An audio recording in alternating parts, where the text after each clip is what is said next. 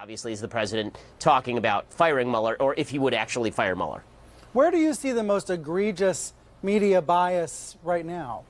Well, over the last 3 weeks, obviously, the coverage of the gun debate has been absolutely egregious. I mean, I don't want to single out your network, but CNN's been pretty bad on this from a conservative perspective. The idea that when there's a mass shooting, that the media feel the necessity to put on TV not only survivors, but specific survivors, that there's a certain subset of survivors who make it on TV a lot, and there are certain other survivors who don't, and that they decide to single out certain events and not other events in order to make a particular case, or they allow certain people to go on TV and suggest that folks like Dana Lash or people at the NRA are evil, don't care, they're terrorists, and there's no pushback from the anchors.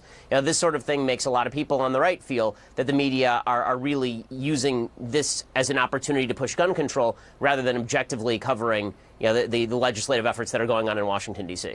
So your view is it should be 50-50, even if most of the students are urging gun control measures? You want it to be 50-50 or no, what? I think 80-20 would be fine. I mean, I think that anything but 95-5 would probably be a good thing. And I think that it's also pretty obvious that, listen, everybody, this is my opinion about journalism, everybody in journalism has their own political views. We all vote, obviously, or at least most of us do. And it's not a pleasant thing when people in the media pretend their political views are not influencing their coverage when it's so obvious that those political views clearly are influencing their coverage. But is it political just to want fewer gun deaths? That's not political.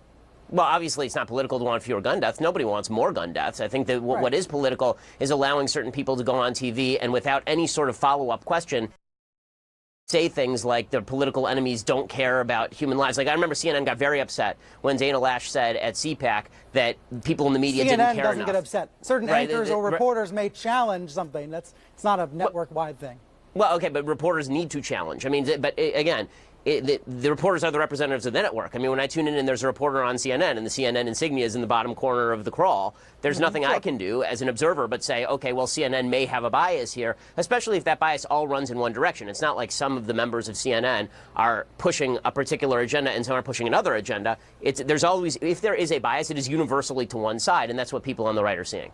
So you think the agenda that's being pushed is gun control by interviewing students who are scared to go back to school? Is that how you perceive it? No, I mean, I think that the agenda being pushed is gun control if there, again, is no pushback on questions that would be asked to any other guest. I think that tragedy is obviously a terrible thing, but it doesn't necessarily confer expertise, and that's one of the big problems here. You're very popular, Ben. Do you want to grab that? Yeah, exactly. Goodness gracious. It happens to all of us.